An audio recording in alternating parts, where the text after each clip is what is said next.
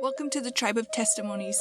Here you will find conversations with faithful Native American members of the Church of Jesus Christ of Latter-day Saints, sharing their stories and their love of the Savior.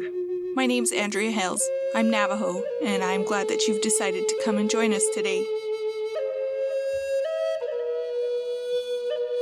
All right. Hello, I'm Rachel Crouse, and we have a very special podcast today.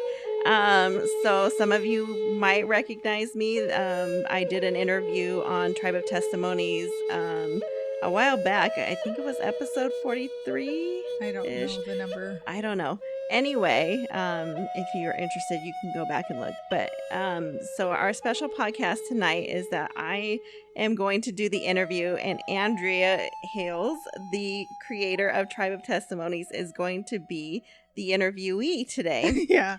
So thanks for having me here in your home, Andrea. And this is super fun. I'm very excited about this.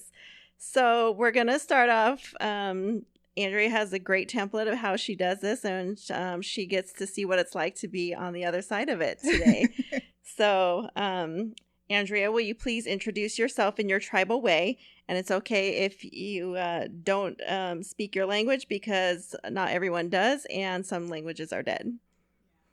Yate she Andrea Hales Yinishe, Kloke Nishle, Bilgana Bashashin, Bluffdale, Utah Dinisha. My name's Andrea Hales. I am of the Navajo Nation. My mom is from the Weaver or Zia or Hairy People clan, and my dad is white, Bilgana, and my mom's second clan, so my third clan is the Black Streaked Wood people that's at Not Ginny, and I live in Bluffdale, Utah. Great. Well, thank you for introducing yourself, and I know probably a lot of people have heard some of your story, but I know as your podcast has grown, a lot of people have joined in and maybe haven't heard the first episode and heard your introduction. So this is super exciting that everyone gets to hear more about you. So I would love to hear how you started the podcast. Do you want me to say something that I love about my heritage? Oh, yes, I do want you to say something that you love about your heritage. Okay, so there's this thought that I've been thinking about for a while, and even before you said that you were going to come, but especially since you said you were going to come, I've been thinking about it. There's the word yate, or hello in Navajo, but it's not just hello. It means it is good. And I've been thinking about that, and then the word gospel, and that's the good news. And I'm pretty sure that, and I don't know how to prove this, but I just have been feeling like it, that those are tied together. And even in the temple, when you go to the temple and in the scriptures, when Heavenly Father and Jesus were creating the earth, every time they were talking about an accomplishment, they would say, it is good. Yeah. And I just think that they've been tying together in my head that we are supposed to recognize the hand of God in it. It is good. And we share the good news with each other. It is good. And I'm so grateful that I get to share my testimony all the time, because I feel like Heavenly Father has blessed my life, and everything that He's created for me, it is good. And when I greet people yate, it's good. And I love that. Thank you for sharing that. Okay, so next question. How did you decide to start the podcast? So I've told this at a couple of different places, but since this is a new time and not everybody's heard it before, during the year of COVID, I was listening to a lot of podcasts. And I listened to two particular podcasts a lot. When I found them, I actually went all the way back and I listened to all of them. I just binged on them. One is called All In. It's a Deseret Book LDS Living podcast. And she interviews people, mostly famous LDS members, and But I loved how she would just talk about their lives and their accomplishments. And I thought that was so inspiring. Another one that I listened to it's called Latter Day Lives, and he doesn't do it anymore. He's taken a break, but he also took a break at the end of 2020. And when he did that, I was like really upset at him. I was like, I need more of this.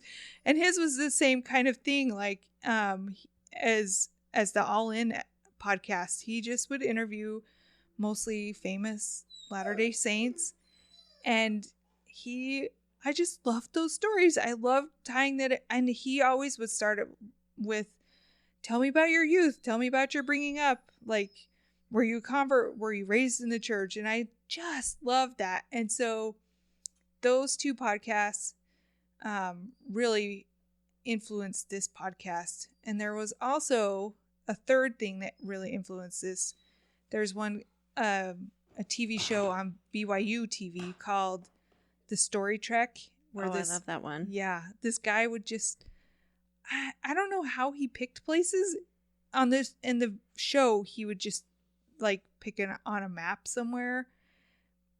I don't know for real how they picked it, but on the show they would just like randomly pick a map, and then they'd get there, and then they'd randomly pick like somebody on the street, have them point a different direction and say it like different ways, just random people. And he'd go knock on random people's doors and get their stories of these totally random people.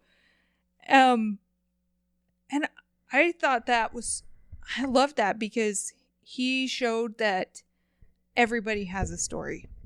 And I really also agree with that. Everybody has a story. So those three things really influence this. But when Sean Rapier, the guy that does Latter-day Lives, in October of 2020, he said that he was going to take a break. I went to bed that night and I couldn't sleep. I was like upset at him. I'm like, I need more of this. And I was laying there waiting for sleep to come and just kind of upset. And the Spirit said to me, okay, Andrea, you've been trained now. You're going to do a podcast and it's going to be Native Americans. And I'm like, that's so funny. I laughed at the Spirit and I'm like, no way. But like the next day, the same thought, it wouldn't go away. It was days. It wouldn't go away. This thought would not go away. So after a couple days, or I don't know, maybe 2 days, I told my husband, Mark, I'm like, I think I want to start a podcast for Native Americans. And he was like, okay. He totally supportive. And I started telling other friends, I think I'm going to start a podcast for Native Americans. And they're like, that's so cool. And wow. I felt nervous and excited and totally not. I mean, I wasn't raised with the traditional ways. I wasn't raised on or near a reservation. I just felt like are you sure me? But the thought seriously wouldn't go away. And so I really started digging into it, and I started talking to people who did stuff, and they're like, yeah, you could do that. And it just was positive. Everyone that I talked to, they're like, yeah, you should do that. Or yeah, you can do that. Mm-hmm. And so I did. I started it. Did it feel overwhelming? Because it's not like you have a podcasting background, or like this is something you've done before. I don't have a communications background. I like nothing that would prepare me that I thought. But I do have things that prepared me, as in I felt confident in myself, in who I was. I felt like I did actually have a lot of people that I could reach out to and talk to, because at BYU I made tons of friends, and I just felt like, yeah, I'm willing to reach out to people. Although the funny thing is, I won't make phone calls like Mark, my husband's always like, just call him. I'm like, I can't. But like, I can call people for this, and I'm like, hey, my name is Andrea, and I have this podcast. So it's kind of funny that I have that kind of confidence, but other ways I'm like, no, I can't do that. What a blessing, though, that you Yeah. have the confidence to do that. So it sounds like you feel like the Lord prepared you in ways that you probably didn't recognize at the time. Totally. For sure. That's awesome. Yeah. I love that. Yeah. How do you feel the podcast has blessed you? Oh my gosh. I just simply love hearing people's testimonies, for one thing. And it's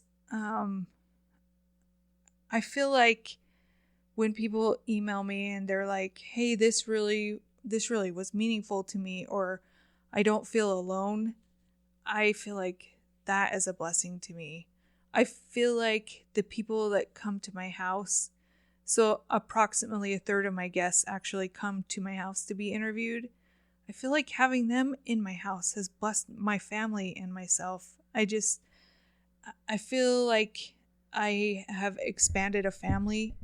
I just feel like every time somebody answers the last question, I feel their testimony, and that increases my testimony and makes me think of that answer for myself. What does that really mean to me? And I mean, that's the whole purpose of this. It's not a social movement. It's not a political movement. It's nothing like that. It is to build testimonies, and it does that for me. So that's how it blesses my life.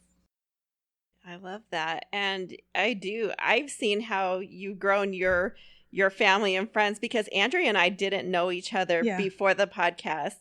I had heard about the podcast through a friend. I listened to it and immediately knew I wanted to be a guest. Yeah. And we just have become friends through the podcast.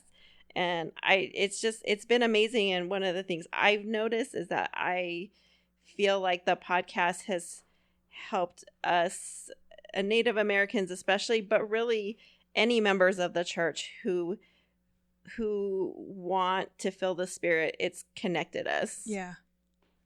Yeah, and in fact, I've had 2 of my friends reach out to me. One of them just recently. 2 of them have been like, Andrea, I love your podcast. And I love it because I hear how people that I already know are living the gospel, how the gospel in their day-to-day lives helps them. Because we don't always go around saying like, hey, how's the gospel affecting your life today? But it does. Right. And so it's helping my friends and myself. I hope it's helping other people too, but be like, yeah, the gospel really is a part of so many different ways in my life. Yeah, definitely. How do you find people to interview? So that's fun. When I very first started, a lot of my guests were people that were already friends, but even right at the beginning, I started reaching out to people that I didn't know, because somebody else had said, when I had told them I'm going to start this podcast, they're like, oh, well, maybe you should interview this person. And I'm like, okay. And so I would start reaching out to people. It's so much easier when somebody either reaches out to me and says, hey, I want to be a guest, or if somebody else is like, hey, I know this person, and then I say to them, can you ask them if they'd like to be a guest, and if there's buy-in from the guest. So I get guests from comments on Facebook or Instagram. I get guests from emails. I get guests who are putting themselves out there, and those that are saying, hey, I have this family member.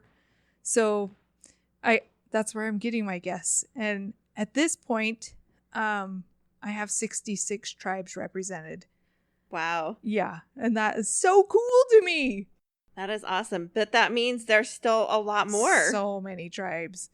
Because in the United States, there's 574 federally recognized tribes. I have no idea how many state recognized tribes.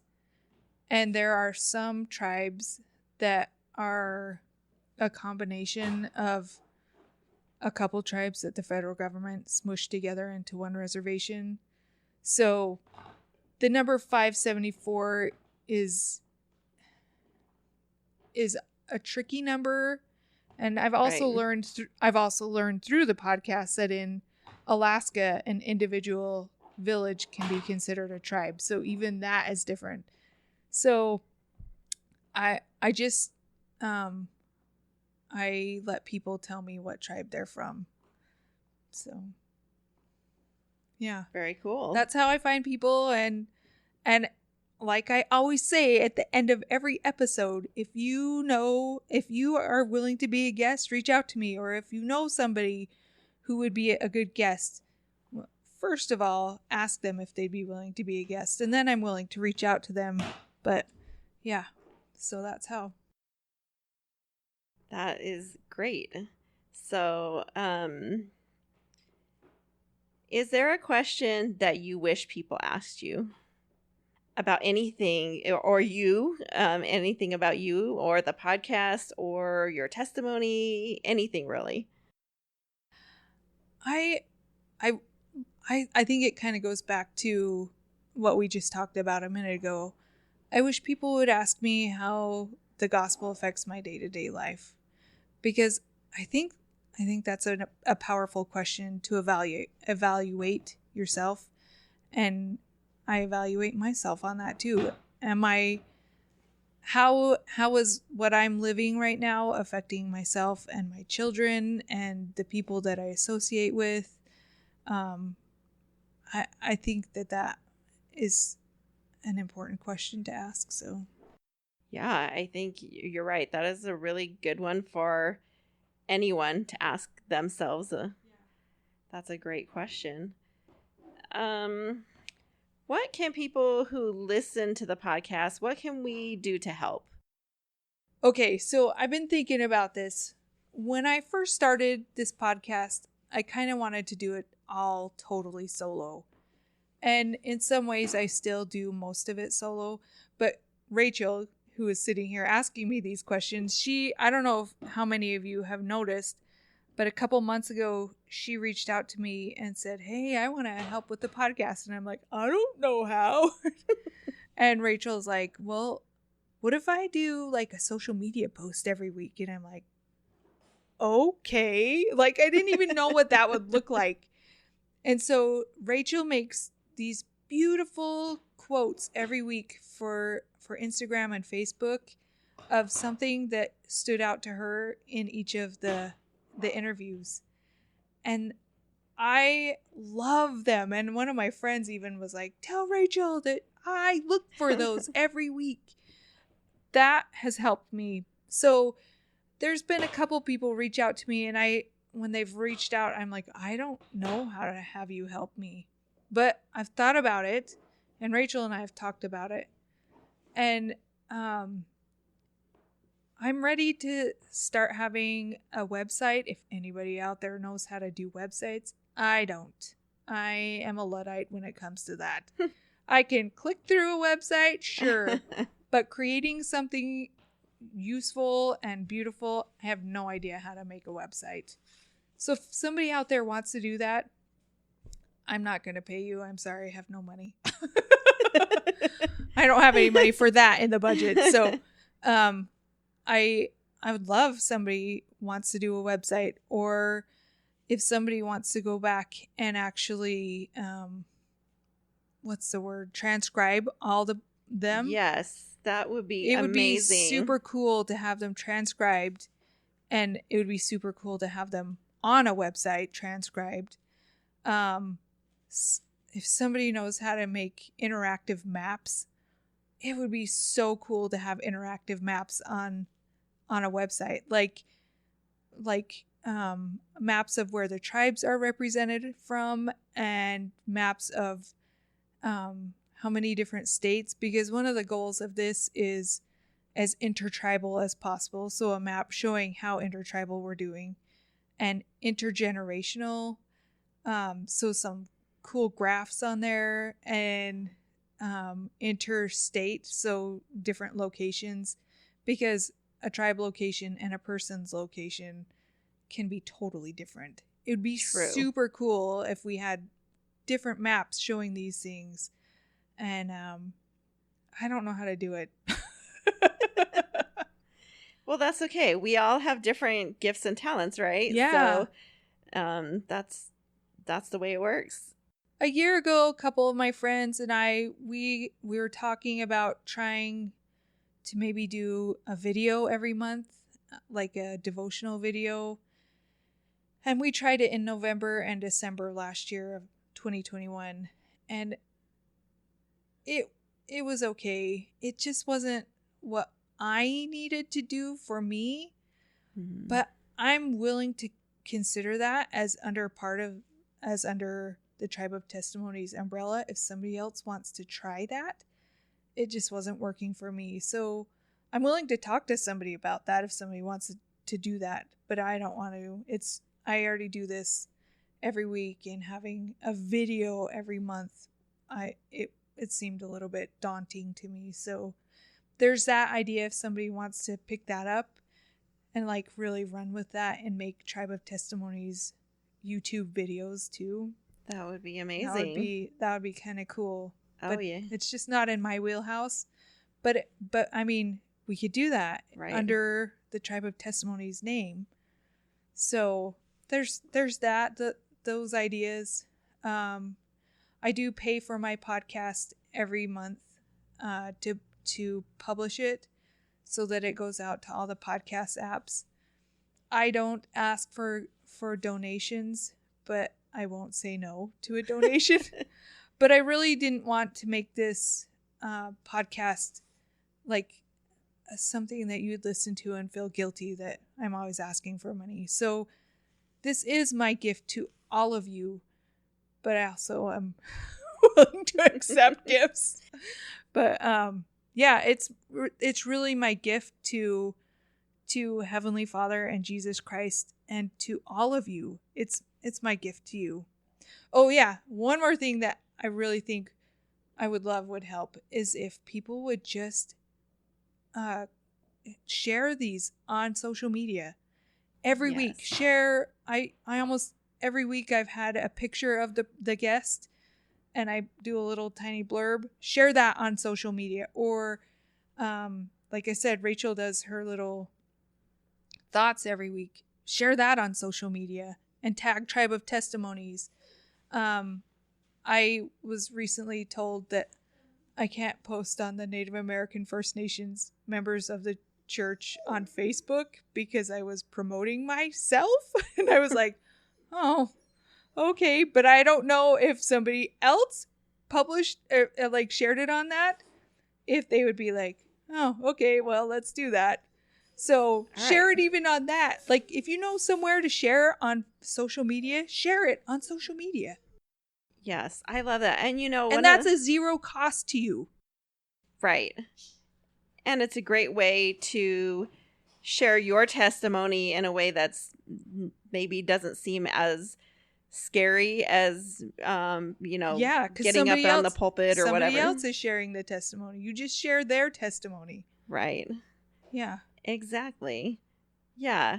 I think sharing it is such a great, easy way for people to support. And what I love about what you're talking about right now, as far as getting other people involved, is that is the tribal way. Yeah. That is at our core part of who we are as Native Americans, to work together and to help each other and to pick up the slack or pick up things that somebody else can't do. Yeah. To make something work. And that is the essence of.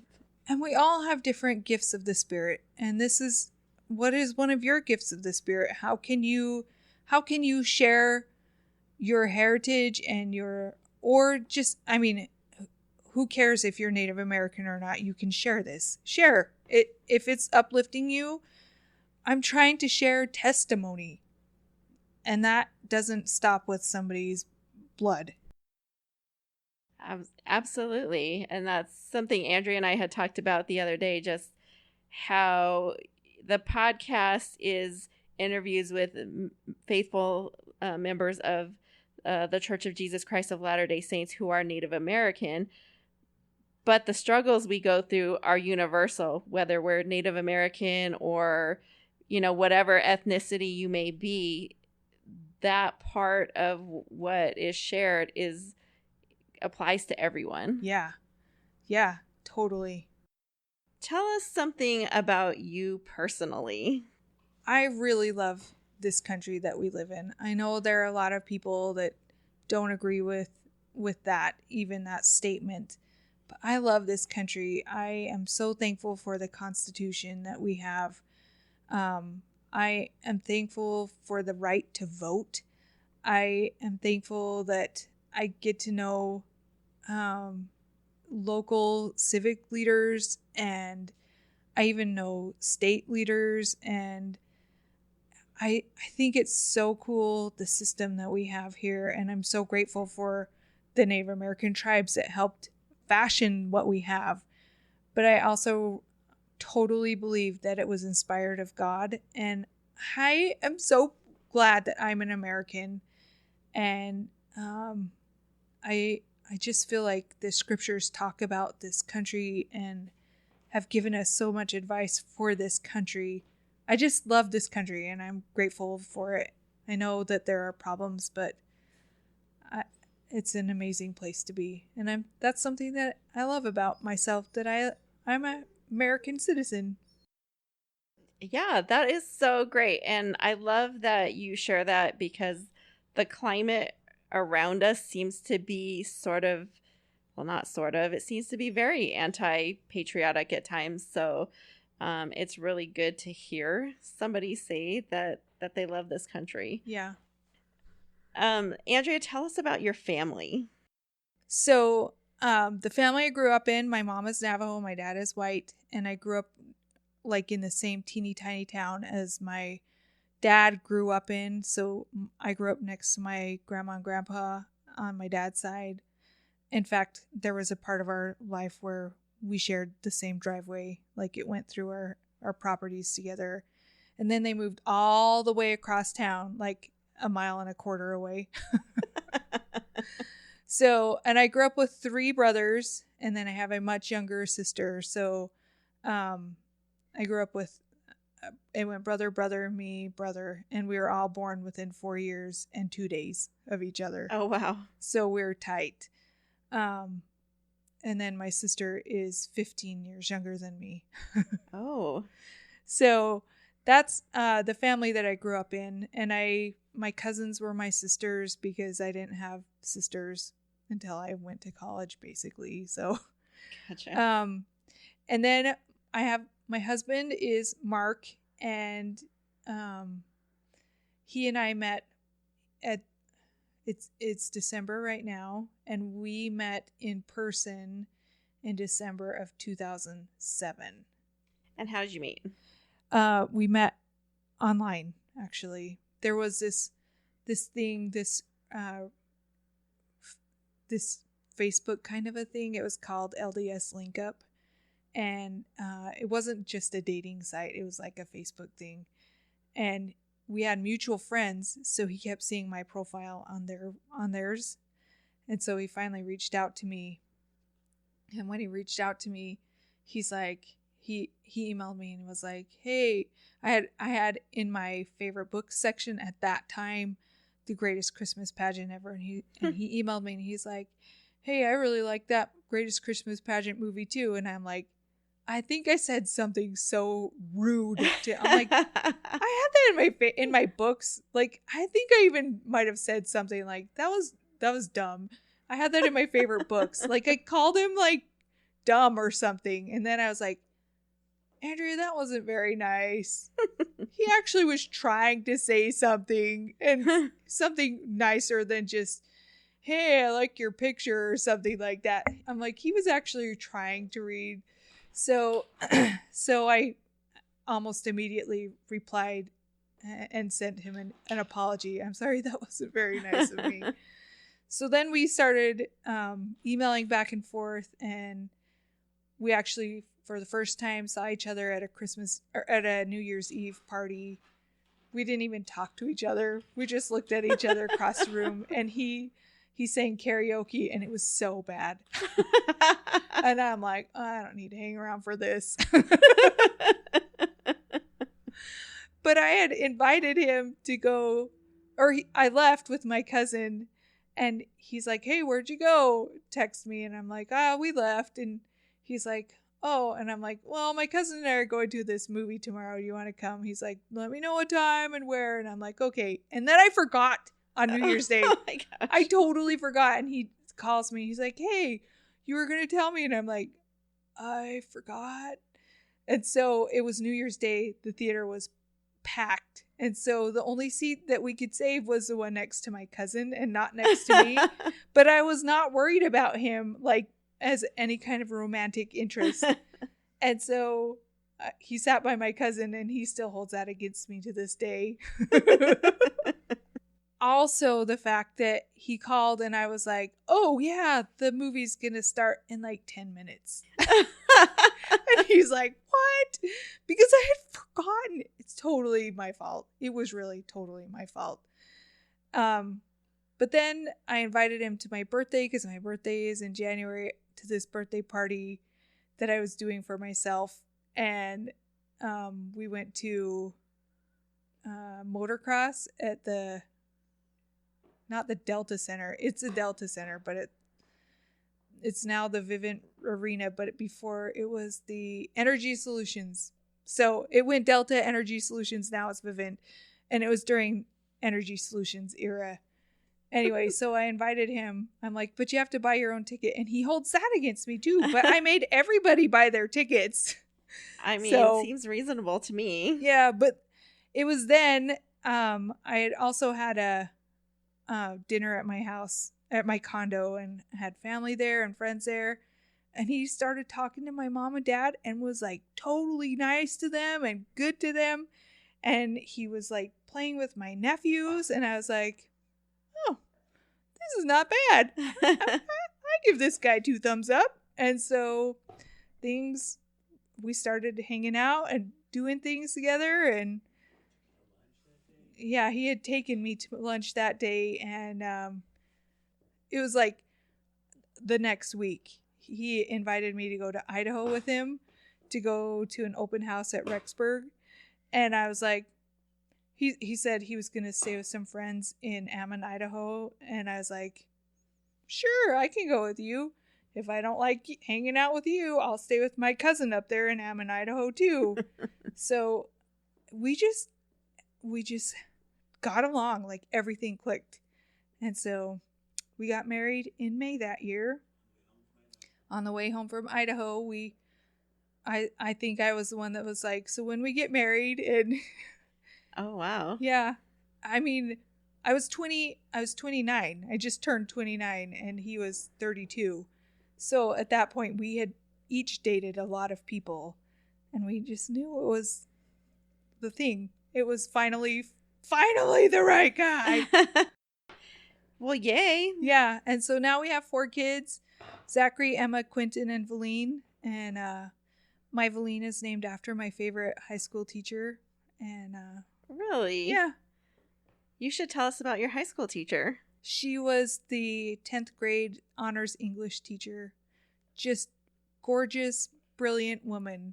I just admired her. Like I want to be like her. She just so classy and challenged all the students in her class.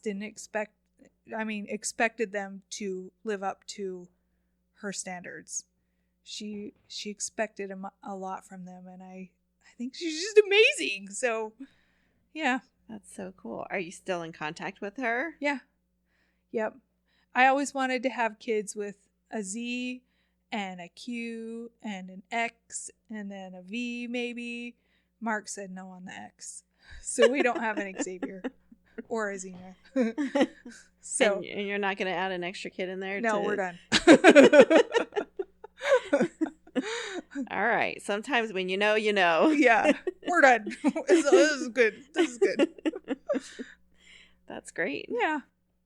So, yeah. My kids are, I love my kids. I'm grateful for my kids.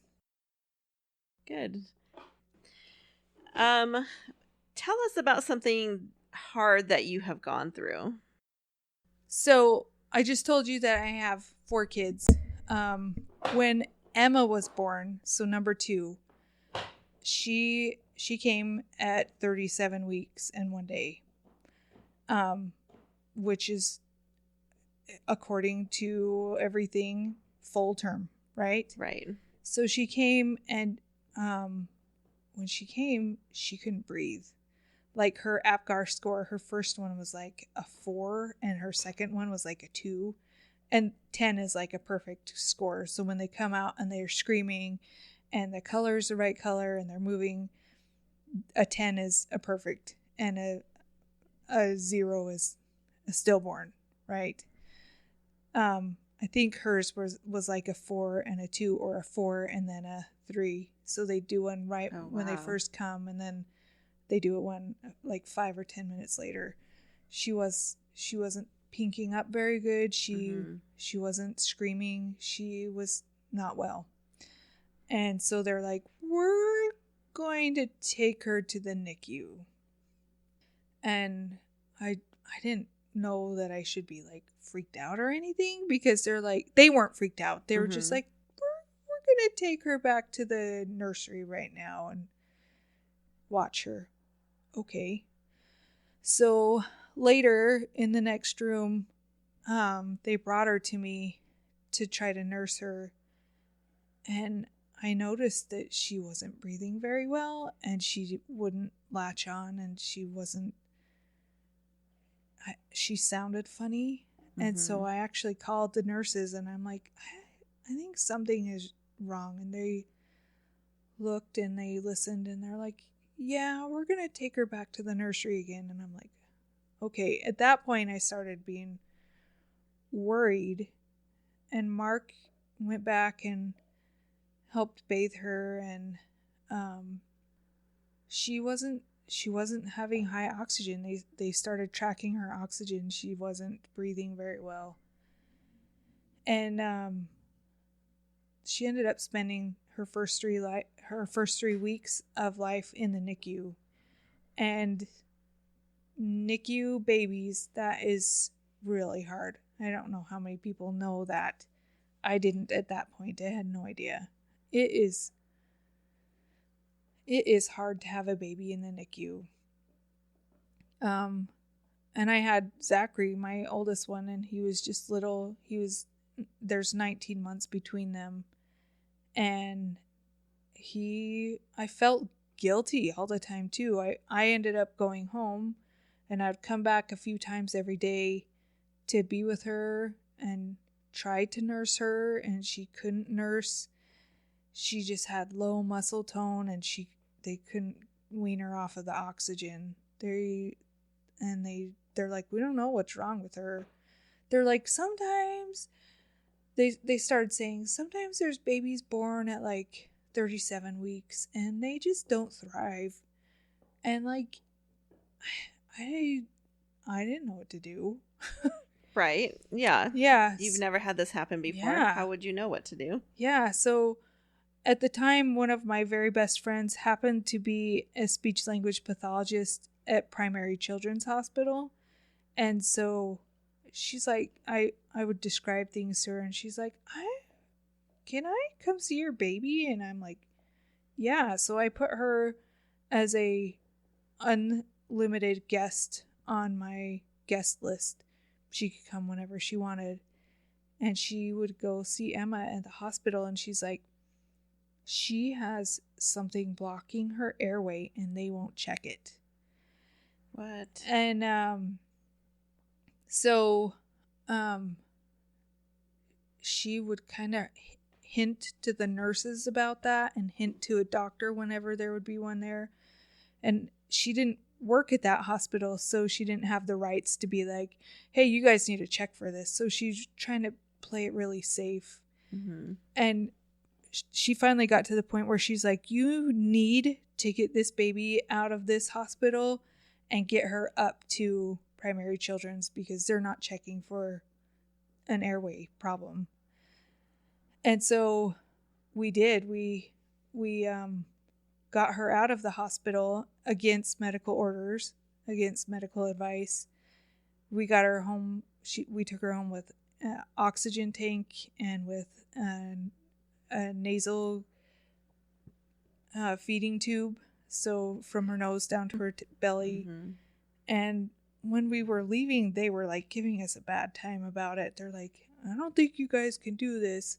And my friend's like, people do this all the time. You can totally put an NG tube in this baby. You are totally able. So like having her be able to help me with that was really empowering. So we got Emma out of the hospital, and I had made an appointment with an ear, nose, throat specialist at Primary Children's, but it was for like 2 weeks later. And she's like, you need to have it like today. And I'm like, I made it for as soon as they would give it to me. She's like, I'm going to call you back. So she's like, if you don't get up here now, you're going to be ended up in the emergency room because she cannot breathe. And I'm like, at that point I started freaking out a little bit, I guess. But she made an appointment for us like the next day or something to get in to see an ENT. And I watched the ENT scope down her throat. And so this video of her down her throat. And there were literally 2 flaps of tissue in her airway blocking her airway. So she was just trying with all her little tiny might to breathe. She couldn't breathe. It's called laryngomalacia. And so we ended up having to have surgery pretty soon thereafter to open her airway up. And that made a huge difference. But she also was born with, it's called neurofibromatosis. And we didn't know that until, I'm pretty sure it was after the surgery. And neurofibromatosis, NF for short, can cause muscle tone, like low muscle tone. And she definitely had low muscle tone. Mm-hmm. So not being able to breathe well, plus already low muscle tone, this poor little girl, she just couldn't thrive. So, and there's nothing to do with that. That's a genetic disorder that may or may not ever do anything to her in her life beyond what she's already experienced. But that first 18 months of her life, I was taking her to see a doctor at least every other week, or a physical therapist, or feeding things. And we later found out that she ended up not ever being able to nurse. So I pumped for her for 11 months. Wow, you are a saint to do that, because that is hard. That was hard.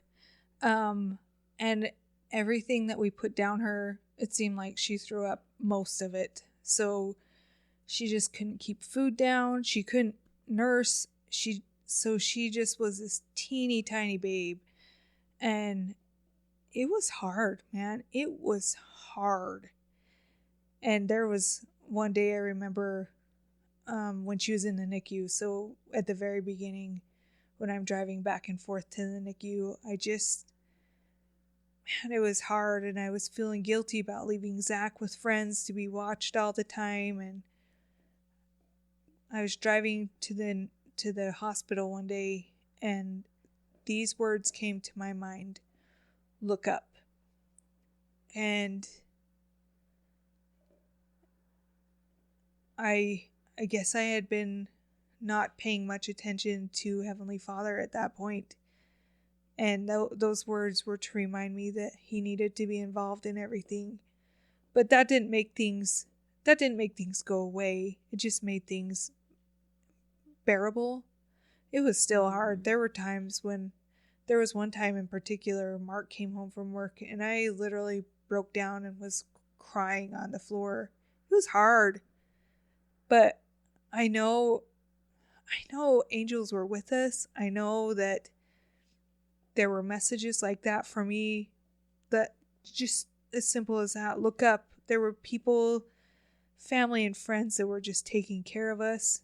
I mean, those first 18 months of her life were hard, but she is thriving now. She's so smart. It took her a long time to talk and to actually eat on her own, but she's fine now. And we got through that. And I am so thankful that I didn't give up, that I did look up, and that and now I've been able to help other people, and that experience has given me empathy for other people's experiences with babies, with hard things going on. I can understand. I understand that. And I don't ever wish that on anybody, but I think in the whole plan of things, we have to be able to understand things like that. We have to be able to succor those who need succoring, and learn gratitude even in hard times. Yeah, definitely. What were some ways that people served you that were like really beneficial to you during that time? There were friends who watched Zach. Like, there were people who would take Zach so I could go when Emma needed to go to an appointment. Because what 18 months, 2-year-old wants to go to the doctor's office all the time when there's nothing wrong with him? Right. Right? And so that was a burden that I didn't have to worry about. In fact, he called one of the families. He called it, one of the dads. He loved him so much he'd call him Daddy David. What was it? Daddy Davida. He was Samoan, and he just loved him so much, and they loved him. And Mark was actually the bishop at the time, and people. The weird thing is, at very first, when I came home, even without the baby, they never brought us dinners until Mark pointed it out to the Relief Society president, and they're like, "Oh yeah," but it was they just made themselves available for me, and it was at first it was hard to say, "Hey, I need you to watch my kid," but when I knew that they were serious about that, I really appreciated that and learned to lean on them, and I think that actually drew our ward together to be able to serve each other. Yeah, definitely. And it was a small ward too. Do you feel like you felt the love of the ward through this experience? Oh, for sure. I love the organization of our church. I think it's so great that for the most part you're assigned to be a member of the ward with people that you live near. I mean, yeah. In Utah, that's a totally different story than in other places. But I mean, these were people that I could see at the grocery store all the time, and they'd ask about my kids, and I knew they were serious when they were asking about things. And yeah, it drew our ward together, and I'm so grateful for that. Yeah, absolutely. I went through a period during one of my pregnancies where I had to be on bed rest for a long period of time, and I received a lot of service, and a lot of people reached out to me, kind of like what your experience was. But I used to tell people afterwards that even if I lost my testimony at the church, I'd probably still go because of how wonderful everybody was and how close I felt to these people who had served me in so many different ways. Yeah. So the organization of the church is inspired and amazing. Totally inspired. I love it. All right, Andrea, we're on to the final question. I think you know what it is. What does it mean to you to know that you belong to the tribe of Israel? So, you've mentioned this as you've asked me questions and responded, but I love the term tribe. To me, a tribe ideally is family that teaches you and helps you grow and takes care of each other So a tribe is that. It's your family that, wants you to do better and to succeed. So then of Israel, letting God prevail. So a family that lets God prevail. I want to be part of that. That's what I look for is in my ward and in the people that I associate. I want God to prevail in our lives. And I love that we have covenants that bind us to each other and to Him especially. I recently was reading in the Book of Mormon, and I read the name or the phrase uncircumcised of heart, and I've always thought that's such a weird phrase, right? Yeah. But this year, as we've done the Old Testament study where we've talked about covenants, and I've learned that originally covenants were made by a cutting, and that's usually it's cutting and sacrificing an animal, but there was also circumcision, which is a cutting. So to have our hearts to be uncircumcised or stiff-necked people or hard-hearted, it means we're unwilling to make those covenants. And I don't want to be uncircumcised of heart. I want to have a heart soft enough that it can be cut so that I can have those covenants to be in this family where God prevails. Oh, I love that. Wow. That is a great response.